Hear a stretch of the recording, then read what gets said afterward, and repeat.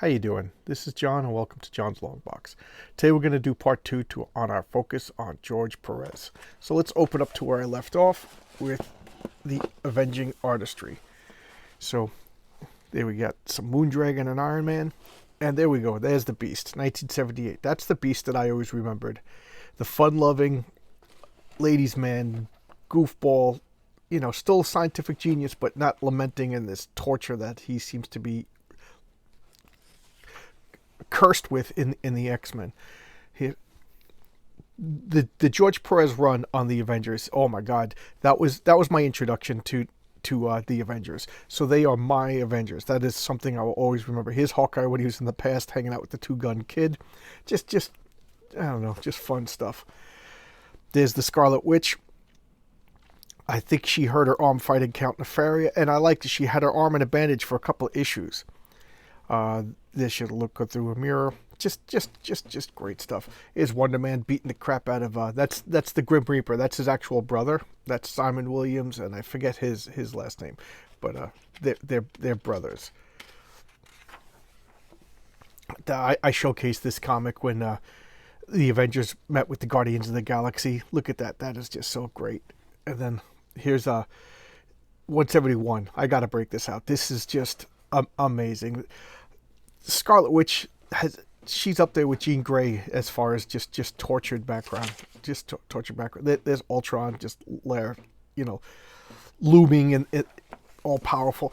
Oh, I've talked about this without actually showing this exchange before. I say this all the time. In a Marvel comic, the special effects, the backgrounds are unlimited, and you can talk about anything, but they don't have to be sitting in a Starbucks having coffee. So here's Captain America, and that's Miss Marvel, Carol Danvers. That's what she looked like for most of her iteration. That's her costume. That's the sexy costume that everybody likes. The costume that she wears now, it's not a superhero costume. And this is when she was Miss Marvel. Before she was Captain Marvel. And they're just talking about the nature of being a superhero and like responsibilities and some heavy stuff. And what's going on? Some kids are goofing around. They're throwing snowballs at Captain America. And he just throws his shield. We always have unique abilities, but we found through experience that we work exceptionally well. So he's giving her like a pep talk because she was doubting, that could she live up to the ideals of being an Avenger, being a superhero, and hanging out with Iron Man and Captain America. And he's like, of course you can. And he just intercepts the snowball, catches it, and he's like, where you going? I got to go change my pants. So the little kids are just like, we threw a snowball at Captain America, and he deflected it, He's like, oh, Captain, not only are you a philosopher, but you have a sense of humor as well. You should show it off more often. That is, maybe we better get going. And that's another thing they dropped. She was very flirty, But I just love that. You could have these heady talks, but you could, just have some cool stuff going on in the background. Like the Daredevil and Black Widow or talked about the nature of their relationship while jumping around fighting muggers, It just seems like in Marvel Comics, they're just sitting around in coffee shops all the time. Here we go. This is the Fantastic Four. Now look at that. That looks like a Jack Kirby-inspired thing, but that's George Perez, and that's inked by Joe Sinnott. But ain't that a buddy trying to clobber you? So here he is fighting the Hulk. There's Reed Richards over there. Look at that Fantastic Four. That is just awesome. It almost looks like John Byrne, but there we go. That's George Perez doing everybody's favorite. Fantastic Four are my absolute favorite comics. It's a little dark, but here we have the Human Torch flying around. Sue Storm putting a force field over the hole so they don't get explosive decompression. There's the Thing. I love this. Smash that. He's testing. Just wham, smashes everything. And this is they inserted themselves into the comics. So this is George Perez, there's Stan Lee, and that's Roy Thomas. There's the Impossible Man floating outside in the shape of a balloon, and there's Jack Kirby. I love that, the Vision poster on the wall. So they did that a lot. They had some fun. There's the Impossible Man goofing on John Putin, who is one of the full-timers in the Marvel staff. There's the Texas Twister. There's a cheesy villain. He has the powers of tornadoes, just like a rhinestone cowboy. I always loved this picture of the Human Torch. just aping Jack Kirby there. Just, it's just so good, just so good. And here we have the Salem 7, back in the I guess the mid 70s. Everything was witchcraft. From Rosemary's Baby was a big, and The Omen were big, so everything was witchcraft. So here was a witchcraft based super team. Some of them were cool, and some of them were cheap, like Hydros. He's basically a walking water faucet. It was so cheesy. And this Reed Richards turning into the Molecule Man. I showcased this comic before Fantastic Four 187. One of my very first Fantastic Four comics. One of my very first comics. I loved it. Here's Jarvis taking on, Jarvis takes over. So it's a day in the life of Jarvis. Jarvis being the Avengers' butler. This is kind of memory hold.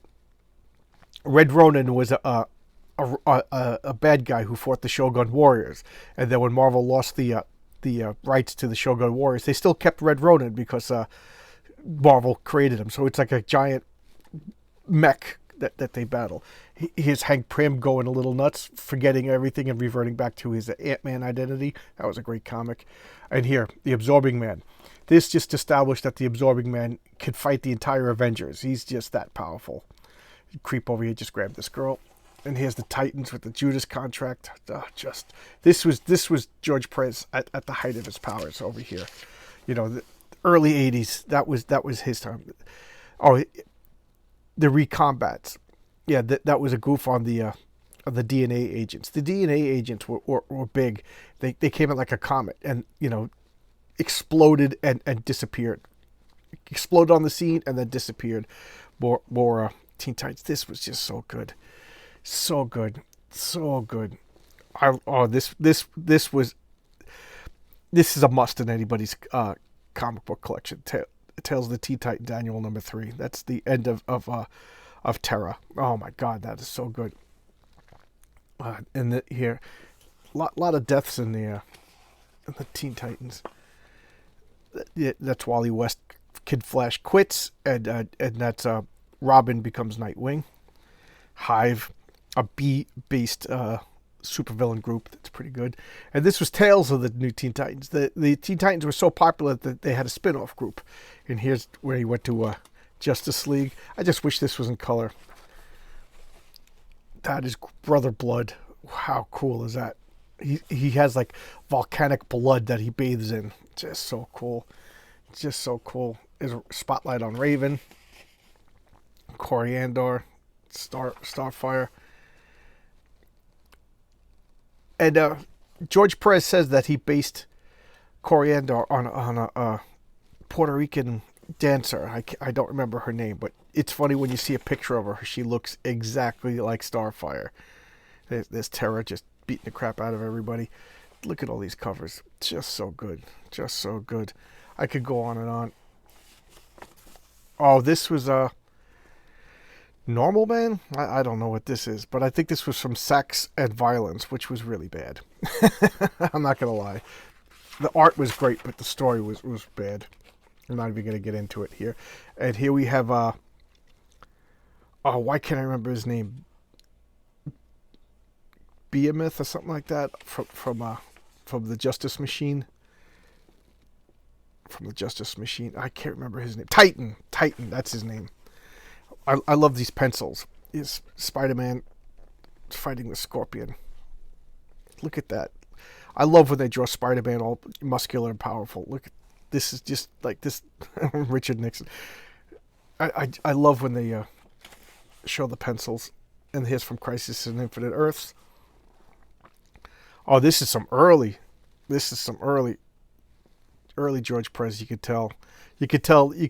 see the George Perez face. That looks like Donna Troy, but he was a kid at that point. Same here. Some early. And now this is interesting.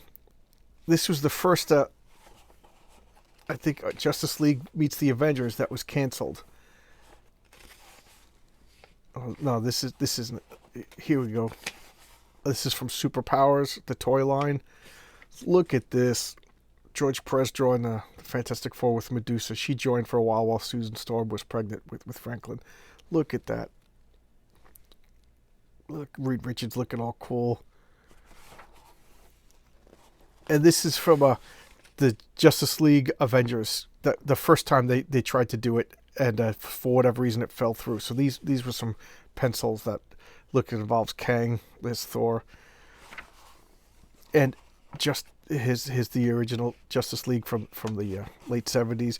It's a shame this never came through, but they ended up doing a Justice League versus Avengers. I wish they would republish it. This is Iron Maiden from Wally Wood's Thunder Agents. So cool. And there you go. That's the whole book. And there's all chubby George. That's the George that I met. I just love the man, love the work. And it's a shame too, because he said that he quit comics. He retired from comics about 5-6 years ago, just saying that comics weren't fun anymore.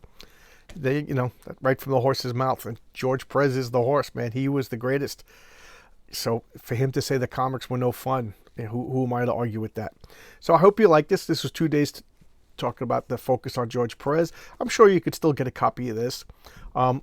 I think it's worth it. It's to read that interview, like a 25-page interview of from George Perez from 1985. Thanks a lot. Hope you enjoyed this. Thanks a lot for taking time out of your busy day to watch my videos, and we'll get back onto regular showcasing of comics tomorrow. Thanks a lot. Bye-bye.